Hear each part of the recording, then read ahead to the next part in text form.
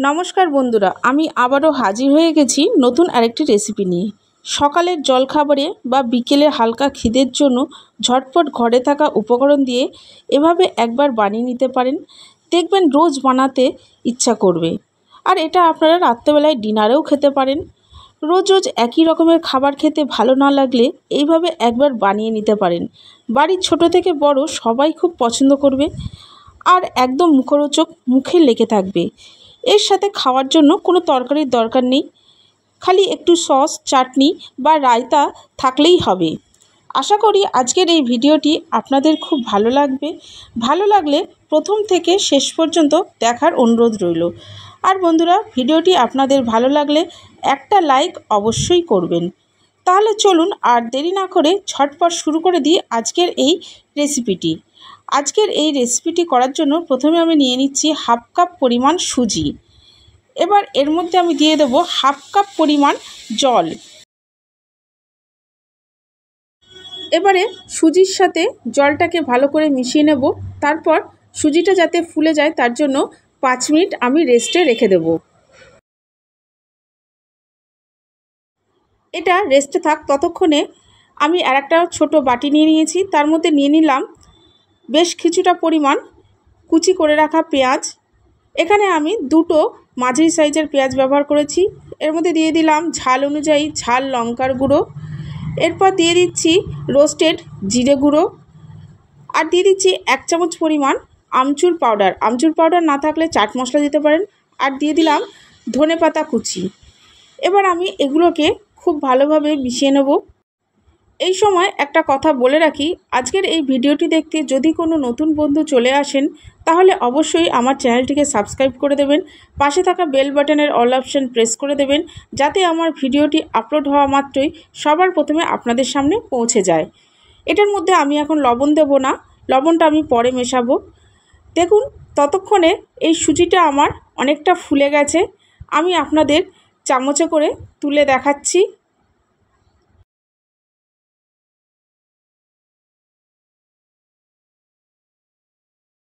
এবার এই সুজির মধ্যে দিয়ে দিলাম 1 কাপ পরিমাণ আটা। আমরা যে আটা দিয়ে রুটি করে খাই ঠিক সেই আটাই এখানে ব্যবহার করলাম। এবার যতটা আটা ততটা পরিমাণ জল দিয়ে আমি এটা গুলে নেব। তবে সব জল আমি একেবারে ব্যবহার করব না, তাহলে কিন্তু গোটা পেকে যাবে। অল্প অল্প করে জল দিয়ে আমি পুরো জলটাই কাজে লাগিয়ে দেব। বন্ধুরা, আমি প্রথমে হাফ কাপ সুজির জন্য হাফ কাপ জল নিয়েছিলাম। এখন 1 কাপ আটার জন্য 1 কাপ জল, তার মানে মোট আমি 1.5 কাপ জল ব্যবহার করলাম। আর এইটা করার জন্য আপনারা একটা বাটি বা গ্লাস নিয়ে নেবেন, যাতে করে মাপটা করতে আপনাদের সুবিধা হয়। এবার ভালো করে এটাকে মিশিয়ে নিলাম। আমার প্রিয় বন্ধুরা, আমি আপনাদের জানাই আমার বুক ভরা ভালোবাসা, আন্তরিক শুভেচ্ছা, অভিনন্দন ও শ্রদ্ধা। আপনাদের ভালোবাসা ছাড়া আমি সামনের দিকে এগিয়ে যেতে পারবো না। দয়া করে আমাকে সামনের দিকে এগিয়ে যেতে সাহায্য করুন। দেখুন, এই ব্যাটারটা খুব একটা পাতলা করবেন না, একটা ঘন থকথকে ব্যাটার তৈরি হবে। এটাকে আমি খুব ভালো করে ফেটিয়ে নিচ্ছি।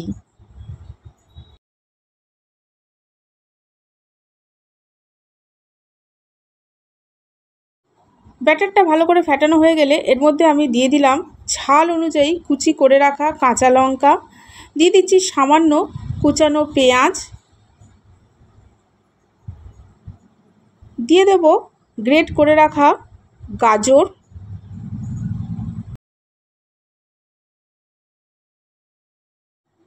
টমেটো কুচি, একটা ছোট সাইজের টমেটো আমি এখানে ব্যবহার করেছি, দিয়ে দিচ্ছি কুচি করে রাখা ধনেপাতা। এবার এগুলোকে খুব ভালো করে আমি মিশিয়ে নিচ্ছি। বন্ধুরা, বেশি সবজি এখানে ব্যবহার করবেন না, সবজির পরিমাণটা একটু কম রাখার চেষ্টা করবেন। আর এখানে আমি যেসব সবজি দিয়েছি সেগুলো যদি আপনাদের হাতের কাছে না থাকে, তাহলে আপনাদের হাতের কাছে যেরকম সবজি থাকবে সেরকম সবজি আপনারা ব্যবহার করতে পারেন। ক্যাপসিকামও এখানে আপনারা দিতে পারেন।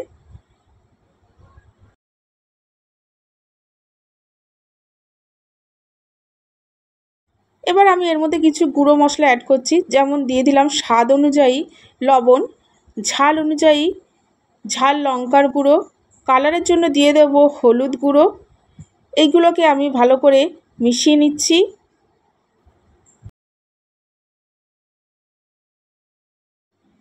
আপনাদের বাড়িতে যদি বাচ্চারা খায় তাহলে কাঁচা লঙ্কাটা স্কিপ করতে পারেন, এর বদলে গোলমরিচের গুঁড়ো দিতে পারেন।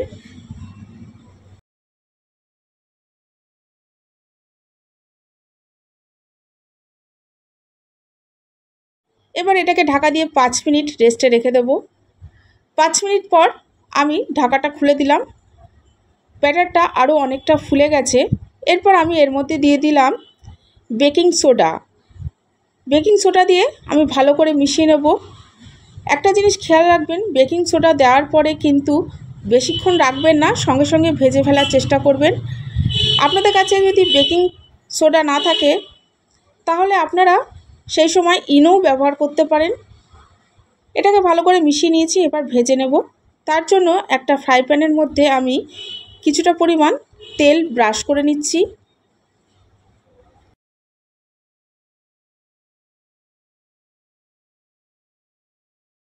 এবারে 2 হাতা পরিমাণ ব্যাটার আমি ফ্রাই প্যানের মধ্যে দিয়ে দিলাম। এরপর হাতার পেছন দিক দিয়ে আমি ছড়িয়ে দিচ্ছি। তবে খুব বেশি পাতলা করতে যাবেন না, আবার খুব বেশি মোটাও করবেন না, একটু মাঝারি রাখার চেষ্টা করবেন।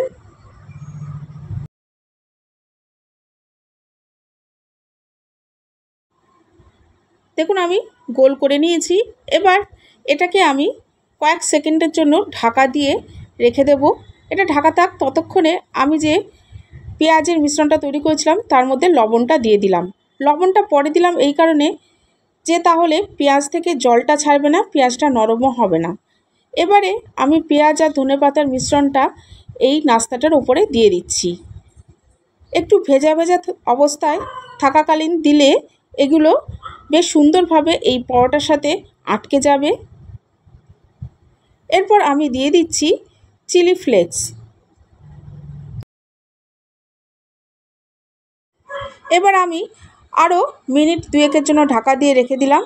মিনিট 2 পর দেখুন পরোটাটার ওপরটাও আমার বেশ শুকনো শুকনো হয়ে গেছে এবং পেঁয়াজগুলো বেশ সুন্দর আটকে গেছে।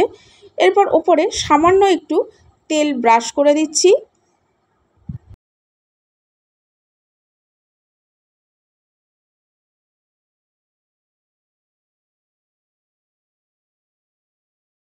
এবারে পরোটাটাকে আমি উল্টে দিচ্ছি। দেখুন এই উল্টানো পিঠটা আমার বেশ সুন্দর ভাজা হয়ে গেছে। আমি ফ্লেমটাকে একদম লোতে রেখে একটু চেপে চেপে খুব ভালো করে ভেজে নেব।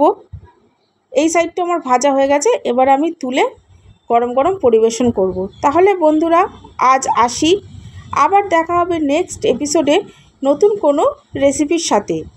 ততক্ষণ ভালো থাকবেন, সুস্থ থাকবেন। ধন্যবাদ।